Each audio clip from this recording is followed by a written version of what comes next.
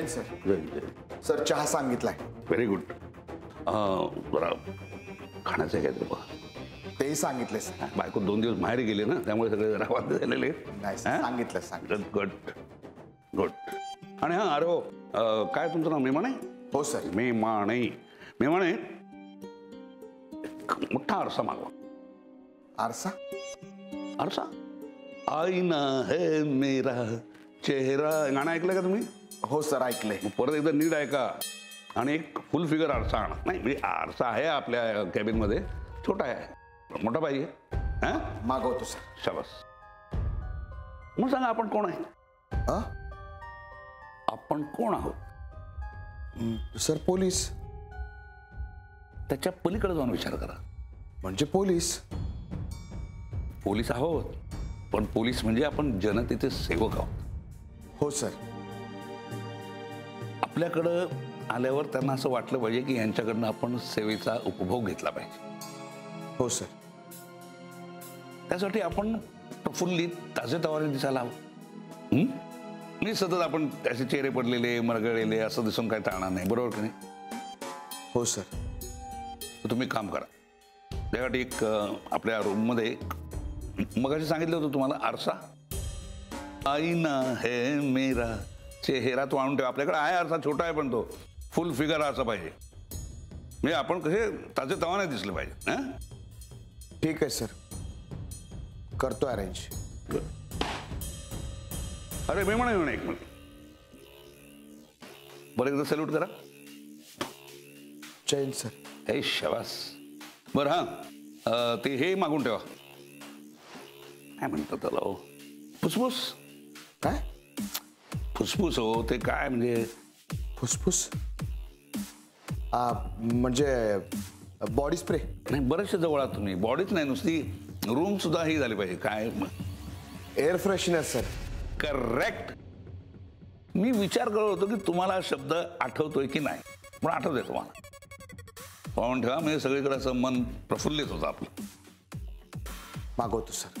आणि जमल्यास काही फुलं बिलं पण आणून ठेवा. म्हणजे फुल केले गुलशन असं लोकांना वाटलं पाहिजे इकडं आल्यावर. काही दडपण नाही ते पाहिजे त्यांच्या मनावर, बरोबर नाही? सर फुलं आता फुलं तर राहू दे. आता फक्त ते हे आणा. काय म्हटलं तुम्ही ते मगाशी? Air freshener sir. Air freshener आणून ठेवा. हां सगळ्या कोपऱ्यात मारा. कळलं? मागवतो सर. हां हां जा.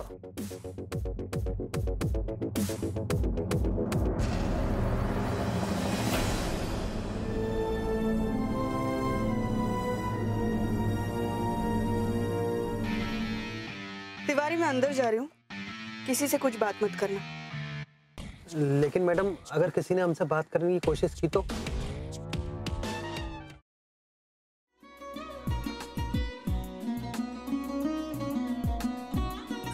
लावू का? हाँ. असाच लावू ना?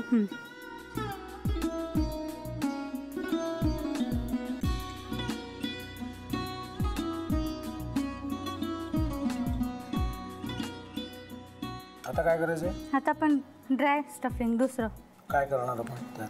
आपण ह्याच्यात मेयोनीज न टाकता बाकीचे सगळे साहित्य टाकायचे. अच्छा, हे सगळं. ऋतू, माझा तर विश्वासच बसत नाहीये. म्हणजे अगं बहिणी आमचं लग्न व्हावं म्हणून किती प्रयत्न करत होती, आणि ते सगळं करताना की शिवच्या आम्हाला माहिती पुरवते. नाही, मला नाही वाटत. गौरी खूप चांगली असतो म्हणून तुला सगळं जगत चांगलं दिसतं, पण शिव उगाच बोलला असेल का? त्याच्यावर विश्वास नाहीये का तुझा? शिववर पूर्ण विश्वास आहे मी तुम्हाला, पण तो आता हे जे काही करतोय ना, म्हणजे निशा बहिणी समोर त्या राधिका सोबत फिरण्याचं नाटक वगैरे, ते त्याचा काही उपयोग होणार नाहीये. अगं असं कसं म्हणतो?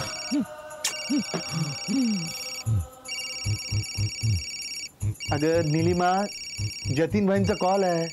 हो माहितीये. रिसीव कर ना. अगं बघ कट झाला. आता तू रिसीव केला नाहीस म्हणून ते मला करतील. अब पुन्हा आला बघ. घे बघू. पण हे एक ना एक दिवस घडणारच होतं. आता मला कळलं तुम्ही 2 दिवस झाले काय सांगत होता ते.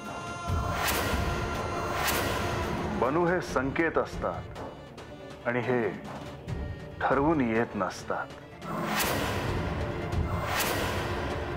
मी बाहेर तुमची वाट बघते.